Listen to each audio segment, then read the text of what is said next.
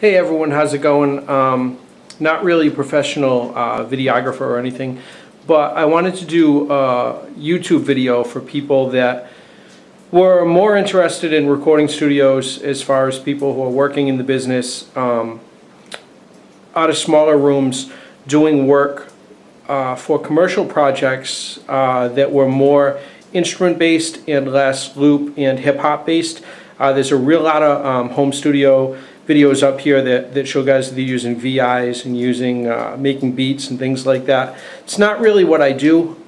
My background, just to just give everyone a little bit of context, I'm mainly a guitar player, songwriter, and I work a lot recording guitar tracks for other people's albums and doing a lot of songwriting and artist development for a few different production companies, and also playing guitar, which is, and so that's basically the focus of what I do.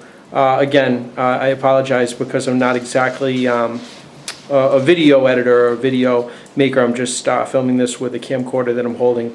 But I thought I would show my home studio, which is technically a commercial studio because it does generate my income, and try to walk everyone through it and explain what my setup is, again, for mainly writing, recording, and publishing tracks for people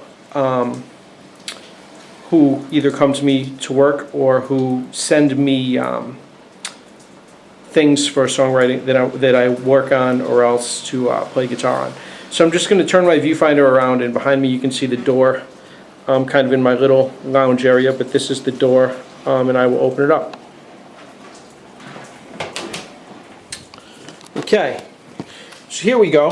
When we first come in, what I have here is this is an old display that I got years ago. My grandfather had worked for General Electric for about 50 years, so I really like this.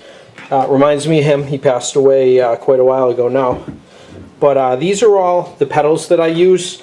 A lot of what I do is, like I said, is working on guitar tracks, and I have to be able to get certain sounds to do that. And so over the years I've collected a lot of pedals since probably the late 80s. I started doing that, and most of this stuff is just things I picked up along the way. Here I actually don't use this. This is the Con Centaur, which is very popular. Actually, you have a couple of these. I have the gold one, I have the KTR. These more get used when I'm out touring with people. To be honest with you, recording, I don't really use it all that much. There's an old ADA Final Phaser, kind of a cool thing. And then I have some Boss stuff, the Slow Gear. I think this is a DM2. This is an old copy of the CE1. I like the Max Tone version a little better. Just some standard stuff. And then real good friends, if people know Quinamp. I have a Dumble amp, so they do those, build kind of more affordable copies of the Dumble, which are cool, and I've got a bunch of their pedals. I think I actually have the HBS, which I'm using a lot right now. And then I have some, I guess, what would be considered junk, but things that I like. I have the old, this is the old DoD stereo reverb pedal, which is kind of hard to find. In the DoD Corrosion. This is an old Systec phaser. Things like that. So basically that's when you come in, and then basically here's two amps that I use a real lot. Very low powered amps. The first one is a 1955 Fender Deluxe, and the one behind it is actually a 1949 Fender Deluxe. Very cool amplifiers. Low enough wattage, so you can. They sound pretty decent clean, but for a lot of pop tracks that I'm doing, actually, these work really well. They're easy to control, and they work really, really nice for that. A lot of times I do things and people think it's a Marshall or a Mesa Boogie or something, and I'm actually using that with something in front of it. And there's the Quinn HBS on top of it. Today, or for the past week, I guess, I've been working on some acoustic stuff. And one thing I want to stress, just if you're if you're not doing the loop-based production, is that having a good selection of instruments, I've found over the years, really, really helps. It'll save you a lot of time, and instead of working on different mic, placing mics differently, cueing plugins. Just grabbing another guitar a lot of times is what I find works. And I've been lucky enough to have some guitar companies help me out a little bit, and I've also been buying guitars, again, same as pedals, since the late 80s. Probably got really into it in the early 90s, mid 90s. So today I'm working on acoustic guitars, and I can go through them later on in the video, but I'll stick with the recording setup for now. So basically, back up a little bit. There's my tiny Elvis. He's my doorstop. But right here I have all my guitars against the one wall, and these are just 7 guitar stands, and I have one over here. And I have this closet here, and basically through the wall here, I'll zoom in on that if I can figure out how to work the camera. Yep. I have a pass-through, and in here, through this door, I have my Pro Tools system. And what I'm using is I have a Mac Pro, an old Mac Pro that I upgraded the processors in and maxed out the RAM, and put Yosemite on through kind of a backdoor install, which is available on the web to do that. And I'm not sure how well you can see, but I have a Digidesign 192 analog is on the bottom, actually is on the middle, digital on the bottom, and Digidesign sync on the top, that I use when I do video things and things like that. And so basically I also have some, I guess I have some outboard that I'll use once in a while, a Yuri EQ, and I have a couple extra laptops up there and some rack gear, nothing that exciting, an attenuator for my amps and stuff. Basically I have a keyboard in there, but what I'm using mainly is I have a Bluetooth Mac keyboard and mouse, which really works well. For a long time I was using a lot of plugins, and I just kind of got sick of doing that. Again, I tend to use the same things all the time, and I just found that it was just giving me too many choices, and I was just always going to the same thing. So I sold a lot of my plugs and I invested in a little bit of outboard gear, and I'm much happier. Right now I'm running Lexicon PCM 91, 81 on top, I guess, and a 91 on the bottom for my reverbs. Most of the time there's a Digidesign MIDI I/O on top, and then this Behringer V-Verb, which is actually a really nice unit. Mine stopped working for a while, but there's this thing where if you open it up you can take all the glue off that's inside, and it actually started working again, which is really cool. And then below it, it's this is the Avid or Digidesign box. It's called the 11. It's a guitar amp simulator, and for a lot of the real affected tones or the real modern tones, I'm using that. What I do is I track dry through it, and lately the trend seems to be people will want an amp track that I might mic up here, as well as the dry track. So what I'll do is I'll do 3 tracks for every one, where I'll give somebody a dry track, I'll give them the 11 track with whatever I was using, and I'll include the preset settings with that, and I'll also give them the track that I mic'd. And below that I just have an Ampex, old Ampex tube pre. I have a couple of these, and power conditioner and a DAT machine, which once in a while actually still gets used. For speakers I have JBLs right now. They're not really the greatest, but they're good enough. I don't really monitor at super high volumes in here because I work all day, and you know, if you work all day with the high volumes, your ears get fatigued, and it's not exactly pleasant. So basically what I'm running is I'm running HD12 by Avid. This is the Pro Tools, and I have the native version, which I really like. I know some people right now are kind of down on Avid, but you know, for me, they make a solid product and it always seems to work, so very happy about that. I'm not running a lot of plugins. I have some of the Waves Abbey Road stuff. I have the SSL Duende stuff, and maybe some other Waves things in the Digidesign plugins. Again, I just did a big purge, so not really running that much. I'm very happy about it. I am running Complete 10. I've been using that for a while, and it's a really good deal as far as getting a lot of, you know, VIs and stuff. If you're not like a hip-hop guy and you just want a pretty standard set of sounds, it's really, really nice, and it's fairly affordable. And the upgrade path is really good. So just going to turn a light on here to try to get a little more light. Just a couple other little things. This I use a lot. I don't know how popular these are now, but this is a guitar to MIDI controller, and sometimes to fatten things up, it's monophonic. I'll just run that into my MIDI interface and do a track like that too. So basically, here's my outboard. I have a PreSonus ADL 600, which I was very skeptical of at first, being a PreSonus, but it's actually really nice. Universal Audio 610, which is a great preamp. The Warm Audio 1176 copy, and a Warm Audio Pultec copy. And then down on the bottom, I don't know, let me zoom in. I have a pair of DBX 163X compressors that I changed the op amp and the caps in. And that's basically it. The one cool thing that I have is I have patch bay down there, but underneath the 1176, I have this cool art patch bay that just is all XLRs, so you can plug into there and get to anything in the rack. Right now the patch bay is not actually hooked up because I just don't really need it with the inputs that I have on the Digi system. Just I'll back up a little bit and try to explain this slightly better. But the rack on the left, it all goes into my DigiDesign analog interface, and the rack on the right goes into the digital one. So everything on the right hand side is going that way. Nothing is actually going through the DM3200. I just use it for surface control, transport control, and I use it to monitor. So I have TDIF line coming back, but I only have two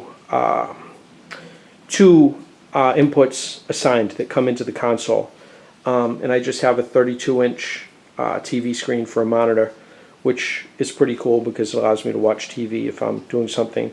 I actually had a much bigger desk for a while, and I built these racks about a month ago. I took some time off and slightly angled. It was kind of a fun project to get away from the music for a little while and do something like that. Over here I did the same thing. I built this little cabinet to hold my amps, and I think that's a 60 something. It's the first really nice guitar amp I ever had. I got it maybe in 1988 or 89, and it's a 68, I believe, Fender Vibrolux. And on the other side is my Gibson Vox AC15 copy. I'm not sure of the model, but to me it sounds a little better than the modern Voxes, and it's really well built, and I like it a lot. And on top is just an old Alesis QS8 that I use for controller. And again, it's not really, I might have an ADAT cable, actually can't remember. Yeah, I think I have an ADAT cable running into the 3200 if I ever decide to use any sounds on it, but the odds of me doing that are kind of doubtful, and I have some of the awards I've gotten for different albums that I've worked on. Then I guess back to the, well, I guess I can cover this. I use one of these SE reflection things, which a lot of people seem to hate, but I don't have a ton of room treatment on my walls. I have some panels that I'll move around if I'm doing amps, but basically this really helps if I'm doing vocals to knock some of the reflections out. And behind that I have, that's an old Fender Tremolux amp, which is kind of a lower wattage head that I run through a Marshall 212 that I have in, that's actually the bottom from a 412 case that I tour with, but it makes it easy to slide it out. There's another Ampex preamp that I haven't gotten around to removing the tape machine circuitry for, and there's a Gretsch 6160 underneath there. As far as guitars, I have a lot of guitars. I actually have a couple other rooms, one other room here next door that's kind of storage, and it's filled with all my stuff. But on a typical guitar tracking thing, this is what I'll do. I was nice enough to get some help from the people at Taylor, so right now I have their nylon string, which is pretty nice. It records real nice, and I actually have a 12 string over here as well. They're really, really nice. I'm more of a Gibson Martin guy myself, so that's a 59 Martin in the back, a 0021. Any kind of finger-picked type of things, 9 times out of 10, that's the guitar I go to. In front, this is a Gibson. I'm not quite sure of the model, but it's an anniversary one from '94, I think. But it's basically sounds like a J45. When my old J45 isn't here, I use that. There's a Martin D41, which is kind of a pretty guitar. Dobro, it's the American-made one that Gibson made, and Gibson Custom Shop Everly Brothers, which has been my touring acoustic guitar for a long time now, I guess. And then for headphones, this is very important. I use one of these Boss stage tuners that gets a bad rap because it's huge for pedal boards, but it's actually really accurate. And a big part of what I do requires that my guitars be in perfect tune, because especially with pop music, if you're sending things out and they're syncing up to synth tracks and things like that, you don't want things to be a little out and for people to get mad at you. So I always make sure all my guitars are in tune and the intonation set. I got some AKG headphones there that are pretty standard. I keep most of my mics on the floor, which probably isn't the best thing. Usually I'll kick them under the desk or something, but I just have a pair of Mojave MA200s, and that's what those are, the tube mics. That's a Mojave 201. A couple Neumann 184s, which I bought separately. They're not a matched pair, so I don't have the fancy box for it. And then I do live drums. I have a Gretsch set with DW hardware and some old Zildjian cymbals. And I have the Shure drum mic kit there with the Beta 52 and a few SM57s, which also get used on some other things, you know, whenever I need to. For guitars, I have some cool stuff. This is a Gibson Elliot Easton Firebird. That's the Taylor 12 string that I was talking about. The Firebird is actually really pretty. Pull that out. It's nice. I think they're still making them. They were making them a year or so ago. This is one of my older guitars. Most of what I have is older type of guitars. I find they sound a little better. This is a 1957 Gretsch 6120, just like Dwayne Eddy would have played, and it's in very nice condition, so I'm very happy to have that. Put that back. It's a Dan Electro baritone. This kind of stuff is baritone guitars I use a lot when I'm layering, and I get the reissue Bass 6, which is kind of a neat guitar, and a Fender jazz bass with the, I kind of like it with the inlays and stuff. I always wanted one of those, and I found it in a pawn shop for a couple $100, so it's really cool. And then over here I have kind of my main electric guitars. The first one is just a 1980 Gibson Les Paul Standard that I put a Bigsby on. I have had this for many years. I got it back when I got that Vibrolux amp that I showed in the beginning. This is actually a 60 Les Paul Standard. It's not a reissue one. This is it's an old one, but they're kind of expensive these days. But for recording, probably the best sounding guitar that I have for Les Paul, a humbucker style guitar. This is a 56, 55, 56. I think it's a 56 because of the bridge. Les Paul gold top with Grover tuners on it and stuff. Most of my stuff is kind of player grade, with the exception of the Gretsch in my Gibson, which my Les Paul, my 60 has been refinished. So this is a 61 Les Paul in Pelham blue.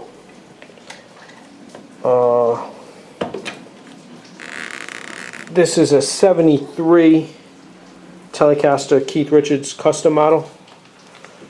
I've had that for many, many years, and I guess people like those now. And when I got it, it's funny, nobody liked them then. This is a master-built Strat that I had made in a Fender custom shop for some project that I was working on. I had to do some touring, and it's got the Clapton kit, which makes it sound a little more versatile. This is a 1954 or 55 Stratocaster with the big knobs and the, I'll zoom in here. This is, if you're into guitars, it's kind of neat to see. But those are the old style pickup covers. That's a really good sounding Strat. This is a prototype PRS. I think they only made a couple of these. It's a single cutaway with the one pickup, with the bird inlays and stuff. So that's kind of neat. This is a 61, I think, Fender Strat in, I think it was Lake Placid blue. I'm not sure what the color is now. It's kind of a green. This is a Robbie Robertson custom shop Stratocaster from Fender. This is an incredibly cool guitar. The 49 Deluxe amp that I showed before actually came. I had to buy them both to get this, but this is a Fender Broadcaster, which is kind of the precursor to the Telecaster. I don't know if I can get it to focus in, but it's kind of a cool thing to have. This is a Telecaster a friend of mine gave me just recently. They're putting out, so that's actually probably going to get given away. In another PRS, the people at PRS did this for me, and it's got the thing on the back and everything. So private issue, I think. And this is a 1960s Gibson ES330 and a Rickenbacker hollow body. I think that's a 330 as well. So that's pretty much it. I mean, I have some odds and ends. Here's a little Rickenbacker tube amp that I use sometimes. But basically, my spot's not incredibly big. It's not incredibly complex. Just a real solid system. Running some nice outboard with some nice pre's and some nice mics. And, you know, some great guitars. And I'm very lucky to have. And that's basically how I work. So again, I made this video mainly for people that were kind of frustrated just seeing loop-based projects and people that weren't really playing instruments so much as just making sounds in a computer. What I do kind of presents its own set of challenges, and so I just wanted to share my little humble home studio setup to hopefully give some people some ideas. If anyone has any questions about my setup or about what I do, feel free to shoot me an email, and I will do my best to get back to you. Again, thanks for watching, and hopefully you'll check out my channel again.